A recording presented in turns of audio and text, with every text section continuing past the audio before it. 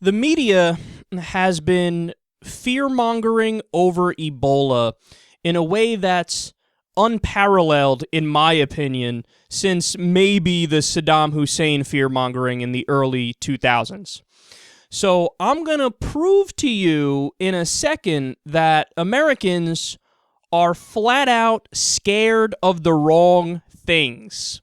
But first, let's look at how the right wing is blaming Obama for the virus. Mr. Duncan from Liberia went to the American embassy there, got a visa, came in. His coming into the U.S., he died, and of course has already infected 2 healthcare workers.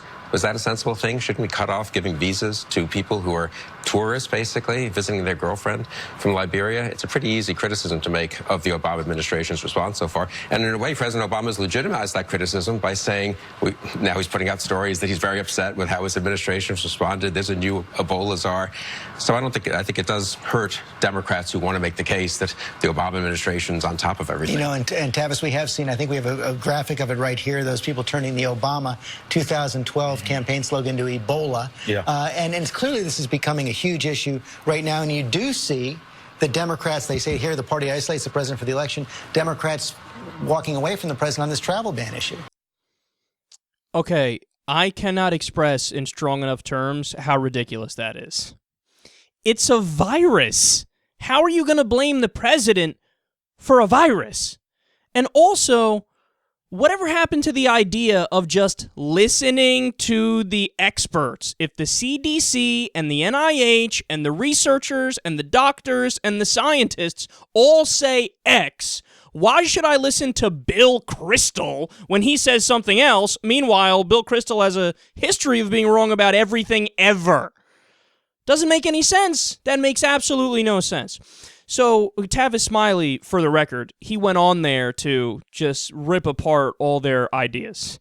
He's like, are you guys serious? Imagine it was under Bush that something like this happened. I mean, how many deaths have there been from Ebola in the U.S.? Definitely under 5, right? Under 10? If this happened under Bush, number one, the Democrats wouldn't have blamed the president for it. Number two, if they did, the Republicans would have acted like it's the most ridiculous claim ever made in American history, and they would have been right. I don't know what you want him to do. What do you want Obama to put on a hazmat suit and go to Sierra Leone and try to prevent everybody there and in Liberia from getting the disease? I don't understand what you're saying. I don't get it. It doesn't make any sense.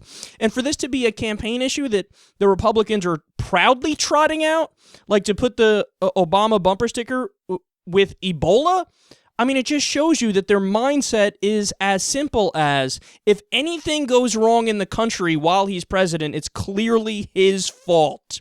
Anything goes wrong. If somebody commits a homicide in Milwaukee, thanks, Obama, really appreciate it. Now, I'm going to prove to you, again, using these things called numbers, using facts, statistics, I'm going to show you how you're scared of the wrong thing if you're worried about Ebola. It's so amazing to me. This is how you know the media does a piss-poor job, is that when you get other people in the country, when you get the majority sentiment for people who watch the news, the number one thing they're scared of right now is Ebola. Right behind that is ISIS. Okay.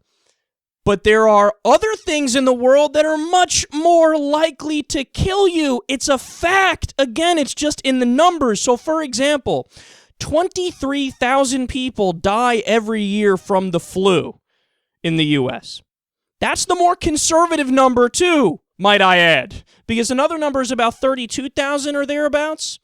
Now, again, compare that to how many people died from Ebola in the U.S. What? Less than 10. So how are you so scared of one? Meanwhile, a lot of people actively don't take 7 minutes out of their day to go get a flu shot. That doesn't make any sense. You're not being rational. And again, I largely blame the media because the media should be pointing these things out. All right, how about gun violence? 32,000 Americans die every year from gun violence. That includes everything. That's homicides, suicides, accidents, you name it. But 32,000.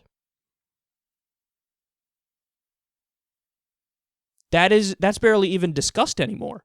I mean, you need to have a shooting at a school or on a military base or in a hospital, and multiple people need to die, even to get coverage today, because we're so jaded from what we've already seen, and we got nothing accomplished in terms of gun reform. Sandy Hook, for example. Children got slaughtered, and Congress did nothing. They did nothing. Not even vanilla, moderate reforms to do what I refer to as tweaking around the edges to make us safer. Nope. Didn't do it. 32,000 people die. Now, if you go to a dinner party, are you going to hear people talk about that today? Is that what they're going to talk about? Oh, I'm so scared that everybody's fucking armed and there are a lot of crazy people, and that, you could get a gun at one of these gun shows if you're a schizophrenic, if you have bipolar disorder, if you're a 3-time former felon, you just get a gun, and then who knows, you could just go around shooting people. Is that what people are talking about? Nope. But what are they talking about? Ebola. As irrational as you could possibly be. All right, let me give you 2 more facts, and then you'll really see just how terrible the coverage has been on this. 54,000 people die every year, or 150 per day, from occupational diseases and deaths on the job. Whoa. So just from people going to work, because a lot of people work very dangerous jobs, whether they're inhaling chemicals all day long or they're in a fucking coal mine and they're getting black lung and they don't even realize it. So there's all these different things that people do, and 54,000 die either from workplace accidents or, which happens much more often, is diseases you contract from being on your specific job. 54,000 every year. But are people out there talking about how they're scared of that and how they would love the government to do more efficient regulation to protect the people? No.